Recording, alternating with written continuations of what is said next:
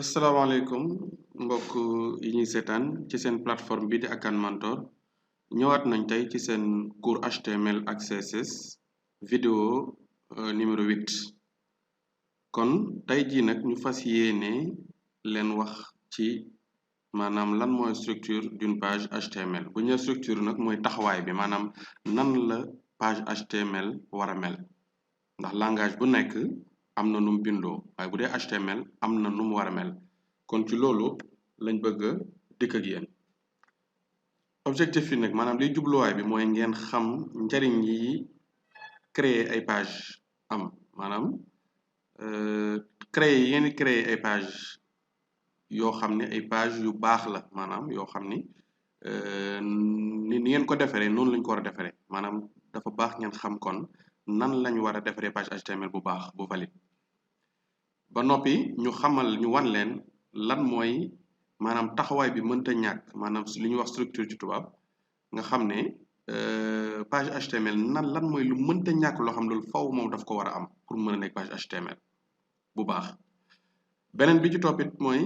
ngeen comprendre maanaam xam principe bi ñuy dugalantee balise yi maanaam balise bi fan lay nekk ban moo ci war a topp bii nan lay duggee ci moromam ak yooyu yëpp bu ko defee kon loolu mooy li nga xam ne moom lañ leen di jàngal tey ci leçon 8 bi chapitre 8 bi mooy naka la page HTML war a bindoo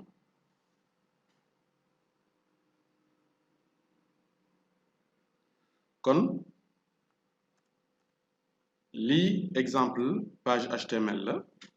boo xam ne yii ñu ci gis yëpp mooy yi nga xam ni mënul ñàkk ci document HTML maanaam booy créer page HTML li nga njëkk gis ci kaw maa leen ko doon wax ci cours yee weesu mooy point d'exclamation doctype HTML mooy wan ni ban type de document lañ nekk di bind nii kon type de document bi document HTML la donc loolu toujours moom mooy nekk ci kaw document HTML balise HTML lay commencer maanaam waxoon naa leen ni balise mooy signe inférieur ak élément bi ak signe supérieur donc page HTML toujours HTML lay commencer waaye balise /HTML moom moo koy tëj kon lépp looy bind rek ci biir HTML ak /HTML bi war koo génn maanaam lépp ci seen diggante la war a nekk kon nga jàpp ne li ci kaw mooy wane ban type de document ngay bind mooy document type HTML waaye document HTML toujours balise HTML lay commencer mais /HTML lay fermer waxoon naa leen ne lii mooy balise ouvrante lii mooy balise fermante donc slash bi mooy wane ni moo tëj kon balise HTML bi mu ibboon ci kaw waaye balise HTML dina am ñaar maanaam bopp bi ak yax bi li ñuy wax en-tête et le corps ci tubaab donc lépp luy en-tête maanaam lépp lu nekk ci bopp site bi diggante balise head bi lay nekk ak balise head maanaam ba mu def titre bi ci kaw ci diggante bi nga ko war a bind donc head bi ak /head balise pair lañ maanaam bi moo balise bi ibbeeku bi mooy balise bi tëju ndax slash bi kon head ak head moom la ñuy wax ay balises en-tête les balises d'en-tête comme ci anglais la header la ñuy wax maanaam mooy li nga xam ne moo nekk ca kaw ca bopp ba bu dee body ak body mooy yax bi maanaam buñ ne kooru page bi ngeen di créer kon fii mooy body ak /body fii mooy ibbi kooru page bi ngeen di defar waaye /body moom moo koy tëj ci misaal tey su ma doon bëgg a def titre donc damay def benn balise bu ñuy wax title waaye lii élément bi rek la kon pour mu nekk balise dama ci yokk signe supérieur bi ak signe inférieur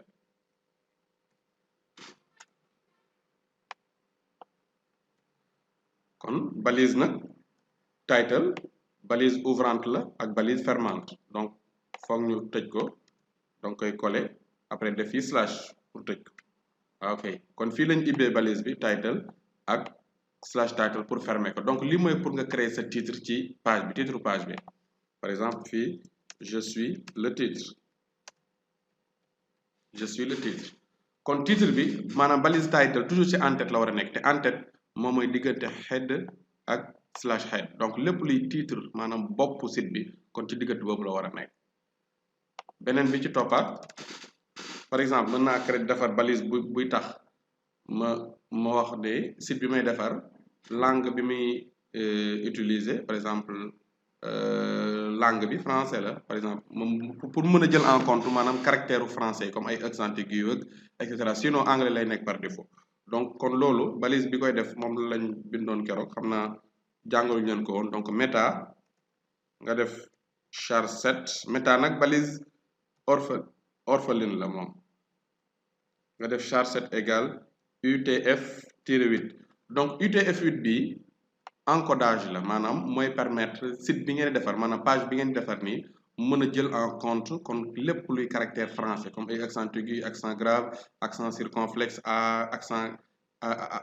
accent chapeau et cetera donc yooyu yëpp maanaam lii mooy wax site bi ne na nga xàmmee yooyu te xam ni site bi may defar caractère day jël en compte kon caractère français yi donc ñu fàttali leen kon lii mooy ubbi wane ban type document lañ nekk di bind kon HTML mooy ibbi document bi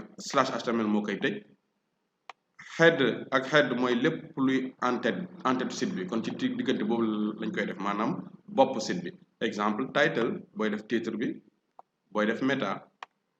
donc yooyu ci biir balise head yi la war a nekk kon ci seen diggante la war a nekk donc beneen bi ci toppaat mooy body nag mooy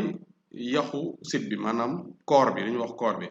supposons par exemple moom moo waroon def benn paragraphe kon ci bi fii laa koy dugal nga def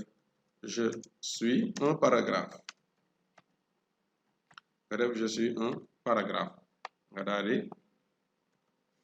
fermer ndax balise bi paire la moom it donc da nga koy tëj ak slash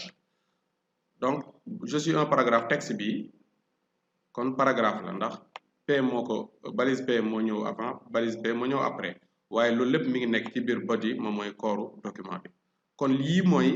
yi mënta ñàkk maanaam HTML bi balise bu mënta ñàkk la au moins moom faaw nga am ka ndax moom mooy ibbi document moo koy tëj head bi faaw nga am ka ndax moom mooy bopp site bi maanaam en-tête head bi ak /head body bi tamit moom mooy kooru site bi maanaam yax bi kon yooyu mooy balise yi nga xam ne moom faw booy def document HTML moom mooy li minimum li mënta ñàkk daal ci taxawaayu maanaam page HTML donc am na solo lool nga bindee ko mbind mu baax ndax mooy tax tey référencement maanaam robot yi na ci internet bi bu ñuy wër ay information ci ay site ñu boole ci site ndax yow sa page yi nga créé dafa nekk ay page yoo xam ne ay page yu valide lañ yu baax lañ kon loolu la ñu indiloon ci seen vidéo tey bi ñu leen jox daje kon beneen yoon ci seen beneen vidéo